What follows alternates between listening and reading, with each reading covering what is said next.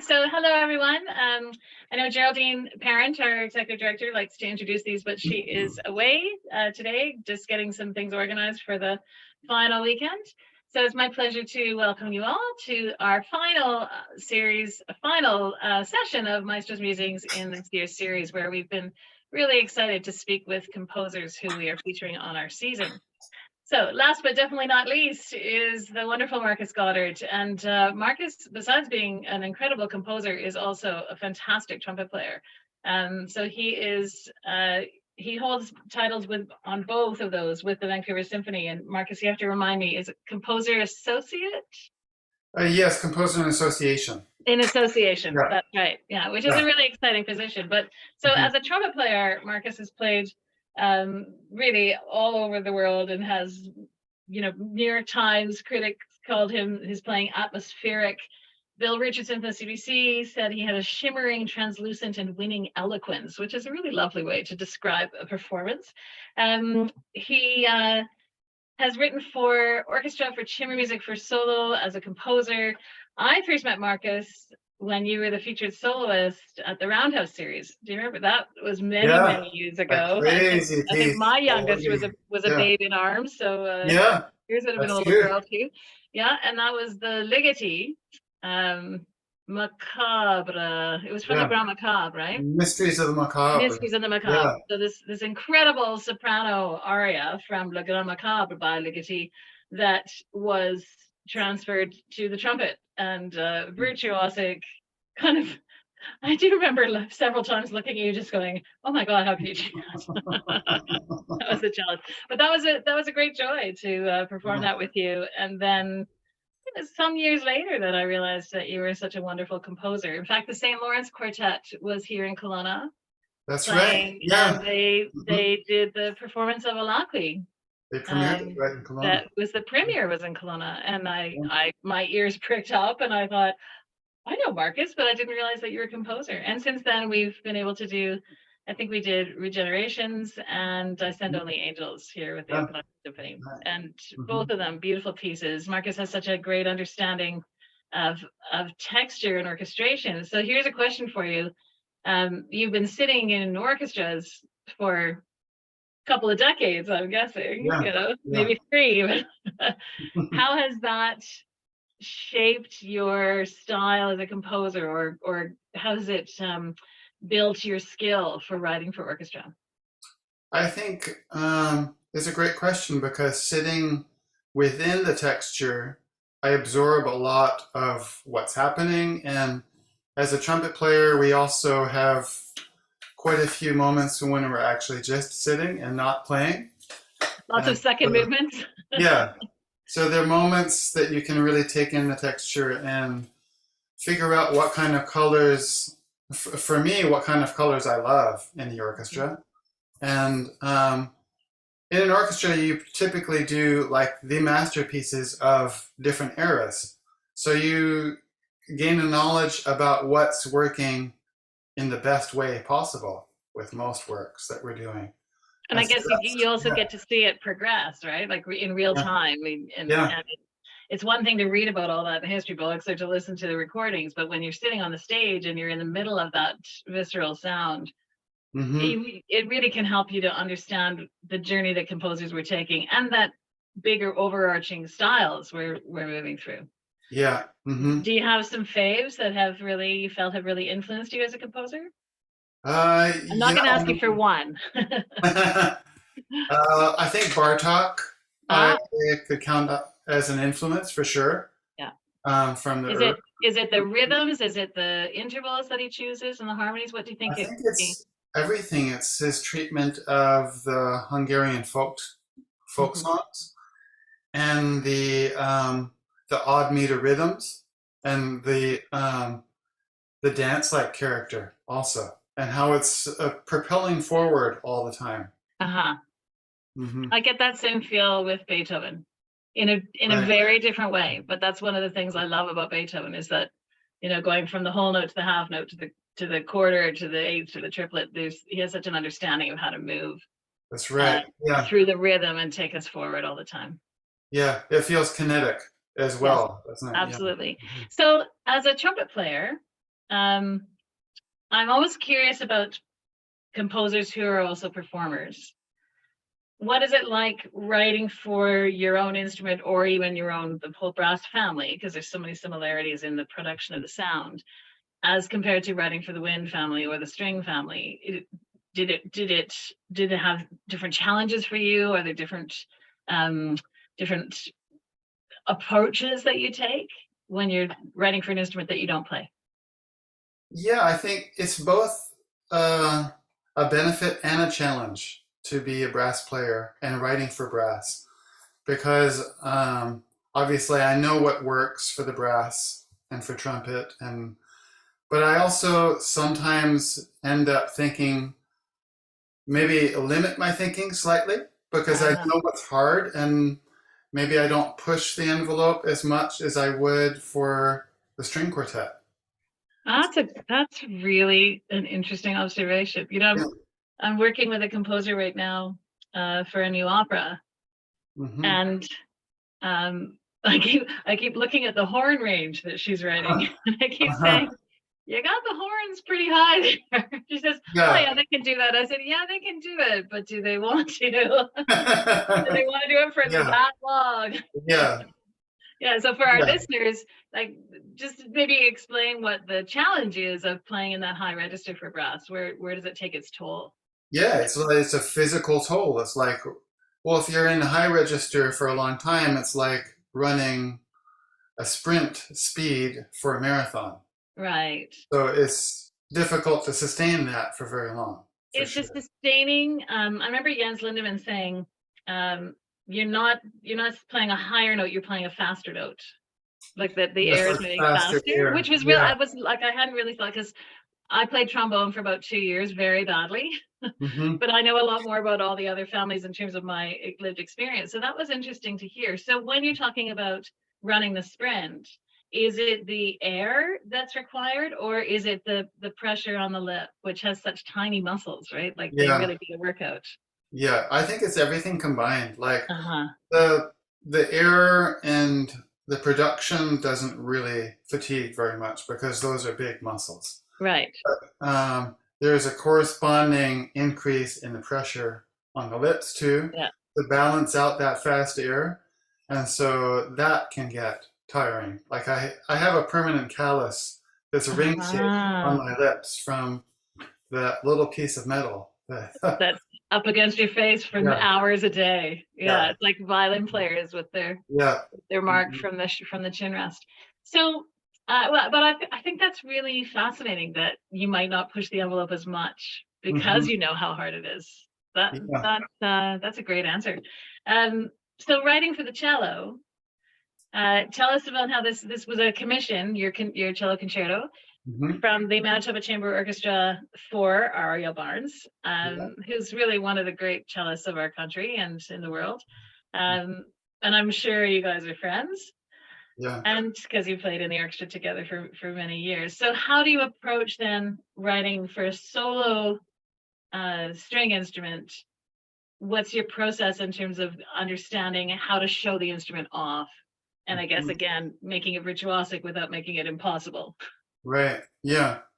Well, I think I have an approach to the solo melody instruments that kind of comes from my trumpet playing, and that as a composer, I really think in motivic lines and solo lines more so than in harmonic directions. Okay.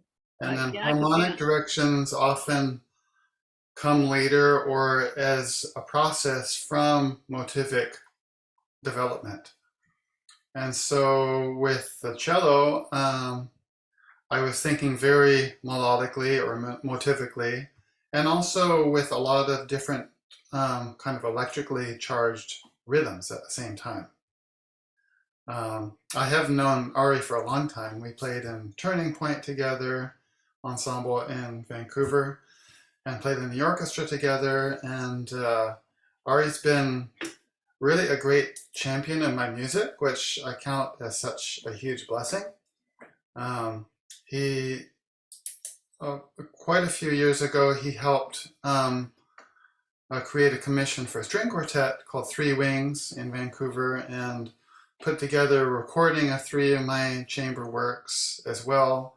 Yeah, I mean, he was really producing all of that. So I really can't Fantastic. thank him enough. Yeah, to have such a fantastic player as like a champion of your music is amazing. And so, well, how would you describe your music? You just talked about the motivic melodic Yeah. approach. What about the colors? And Mhm. let me just back it up for a second for our listeners. So when I'm talking about colors, we're talking about that instrumentation, orchestration, but even colors within one instrument, all the different kinds of shading they can create. It's Mhm. more than just loud and soft. It can also be shadowy, or it can be really direct and forceful and fanfare like. And those are the things that as musicians we think about all the time, and as performers we're always trying to pull out the colors that we find in the compositions we play. So as both a performer and a composer, what's your approach to color beyond the melodic and motivic beginnings? Yeah, I think I'm really drawn to the drama inherent in changing from color to color, even like you said, on a single instrument or a single note. Like whether it's the change in vibrato Yeah. or a change like on a string instrument from playing down near the fingerboard or near the bridge, getting that ghost-like cello sound. So in a lot of my music, I am switching colors like that, sometimes on a single note, to it's like keeping the story or the drama unfolding in a forward direction. Because sometimes just a single note can say so much. Like, Right, especially when it's shifting in and yeah. out. Yeah, and Hmm. I think I was just saying I was working with the chorus here last night, who's performing on the same program, Iman Right. Rahman, Gloria. Mhm. In fact, we have Yeah. 3 composers on this Wow. program. It's Yeah. very I exciting. love Immense music too. Where the Canadian Music Center has just given us a big applause about that. Yeah. On board with some support for this. But I was saying to the chorus last night, um, simultaneously as performers, we want to be thinking about your own, and especially within a choral context, your own horizontal line. So your line of moving forward, but also the more vertical line of all the other parts that are with you within the harmonic context. And Hmm. um, sometimes in Iman's piece, there's very fast moving harmonic progression.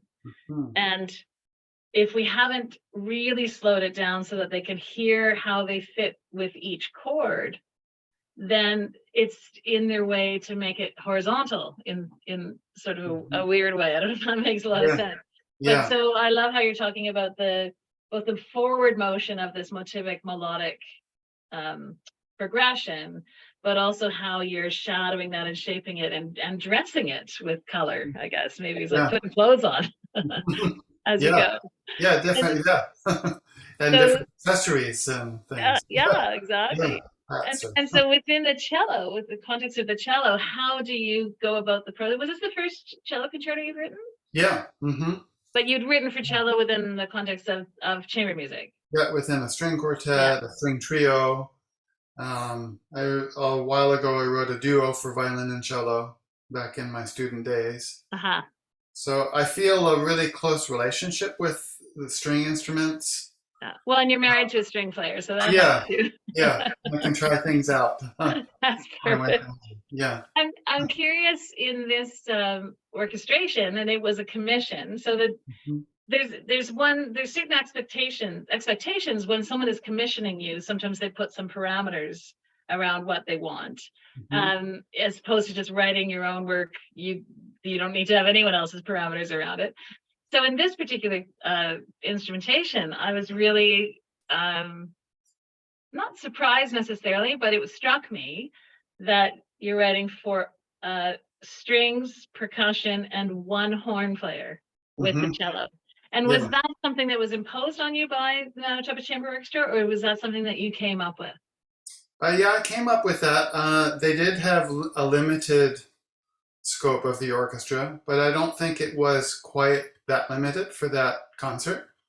Um, but in a way, I was inspired by the Shostakovich Cello Concerto Yeah.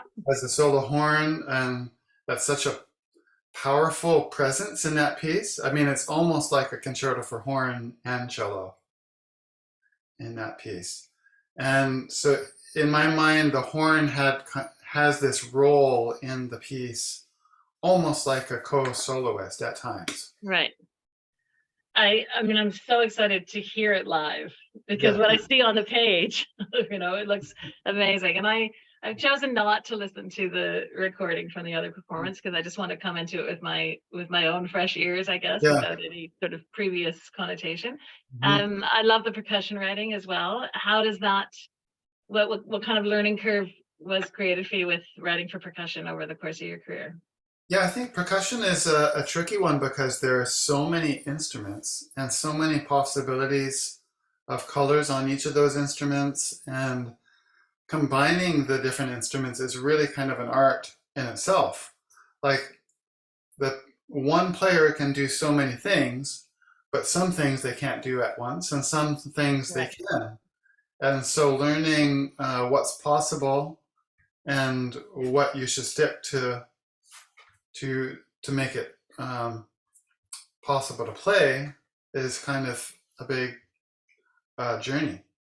And do you take advantage a little bit of your colleagues in the orchestra with questions and Yeah, showing them definitely. things? Yeah, it's nice. I mean, that's the other benefit of being in an orchestra that I can just at break go and talk to Vern or Michael or Aaron and ask them, well, does this make sense or what do you Right. think?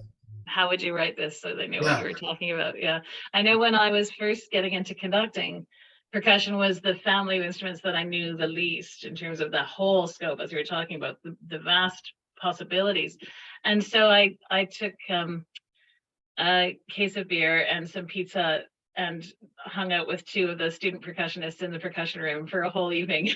Thanked them with food Yeah, and libation, right. and they let me try everything. Like they showed me, here's all the mallets, and here's the different like mallet instruments and the different mallets you can use, and here's the colors you can get, and here's how you can bow the vibraphone. And it was just so helpful to know, to just get a sense of it firsthand of when you're asking them for different colors, just having an understanding of how it all works in the instrument, because it is a vast Mm-hmm. possibility. Yeah, it's Yeah, incredible. So yeah. this concerto had its premiere with Manitoba Chamber Orchestra. It was just before the pandemic, wasn't it? Yeah, like Yeah, 1 month before right. Because we were hoping trouble to have stuff. Ariel come and play it the following year, Yeah, and then yeah. the year after that. And so we're so excited that Yeah. we'll finally be able to present this work on stage. Marcus, is there anything else that you want to add about the concerto or your compositional process or what you're looking forward to with Ariel's performance? Well, I think an interesting element of the concerto is that I'm not like knowledgeable or a huge fan of like rock or heavy metal music or things like that. But I think in a way the first movement has some influence from the kind like the sliding sounds or the almost amplified guitar sounds of heavy metal. So I've asked the cello to slide sometimes, and there's a lot of glissing in both the string section and the cello. Is that And electric guitar? Yeah. yeah, it's almost like electric guitar effects. And Ari and I even talked about, well, what should we amplify the cello or even put Ah, a special like effect amplifier yeah. cello or not? So that's kind of an interesting part of the piece. And I noticed that the first movement has a separate title, Top Mhm. Groove, right? But Yeah, not the other two. yeah, yeah. And so did the title come first? Did the title come after? Was that what was your inspiration to take it into a sort of metal rock and roll influence? I don't know. I think I just the type of rhythms and driving um, motives that I hear in my head often like align with that heavy metal direction. Yeah. And in my quartets and some of my other orchestra pieces, I always veer towards that heavy rhythmic element. And it's just something I love to hear myself. Right. Well, that's what I that's love. what you want to be writing, right? Yeah, That inspires you. I know that yeah. in Ascend on the Angels, I think you have elements of that, but then contrasted with this very ethereal, just gorgeous. And I love that contrast. But I will share with you that when the pandemic hit and everything's sort of shut down, and it was pretty tough on us. It was tough on everybody, of course, but live performers were sort of thinking, will we ever get to do what we love again? Yeah. I found it very difficult to listen to classical music. It Mhm. mostly just made me really sad. And my teenager was 15 at the time, and we were doing a fair bit of driving, I don't know, long trips to some things.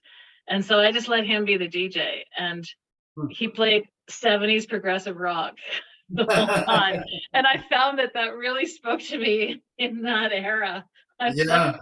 I was listening to Metallica and listening to all this, and then there's the power. I totally agree with you, and I get that same power from Beethoven, but there Yeah. was something about the rawness of it in that time. So I'm really looking forward to connecting into that in the first movement of the concerto, because I think sometimes when we're working in classical music, we can get really precious with it, and really think that everything has to have this beautiful round tone. And I think it's important that we go to the gamut of expressive possibilities. Yeah. So I love that you brought us this influence in the first movement. And Ari, is there anything that he can't do on the cello? Oh, yeah. Yeah. And so giving him that range, I think he must love it. When you were writing, would you be back and forth with him? Like when you're writing for a specific soloist in a commission, especially one who's a friend, how Mhm. did your process unfold with him? Yeah, we did write back and forth a little bit. I would send him some ideas, and he actually recorded some little videos on his phone of how that would sound, and then I would tweak little details and say, okay, let's take it up an octave from there, or Ah, cool. different ideas that would let the solo line through in the texture all the time. Yeah. And did the solo line always come first and then the orchestra wrapped around it? Or did sometimes you lead with orchestration and then figure out how the solo was going to interact? On the first movement, at least, the solo came first, Okay. and then the texture in the orchestra followed that. Right. And is that your usual way of working when you're working with a soloist? Usually, yeah. It makes sense, right? Because that's the feature. Yeah. Well, Marcus, I've been a long time fan of your work, both your performing as a trumpet player and your compositions. It's really impressive to see how much. I'm sure you're a very busy guy as you're producing so much, and I know how busy the orchestra is. I see that Marcus also has done a lot of teaching of composition and trumpet, and starting to see some of your composition students out there being composers. That must be very, very satisfying. I want to share with you that we have Imad Rahman, who's also featured on the show, founded our youth symphony here 35 years ago. And we took it under our umbrella about 12 years ago. And one of the things that he always had was a composition program for the youth orchestra students. So we've continued that. Our colleague Jennifer Butler has now been teaching the students, and she teaches composition at UBC. And she said to me, man, Rose, this is a lot. Like, I don't think I wrote a piece for orchestra till I was in my third year undergrad. But the kids are writing for orchestra, and then we play some of the pieces on the youth orchestra concert. But one of the silver linings that came out of COVID was that we just finished our third year annual OSO, professional orchestral reading of these student compositions. So the youngest was 12, and she had her composition read by the orchestra. So I think we're on the same page, and we think that just encouraging that creativity is very exciting, and it's amazing how many ideas these youth can come up with in there. And I think we've had 6 kids graduate from the youth orchestra who've gone on into composition. Wow. So that's pretty fun. So the next time you come, we have our final concert this weekend with the OSYO, or else I would have you interact with them. But the next time you come, we'll have to make sure that the students get a chance to meet you and work with you a little bit.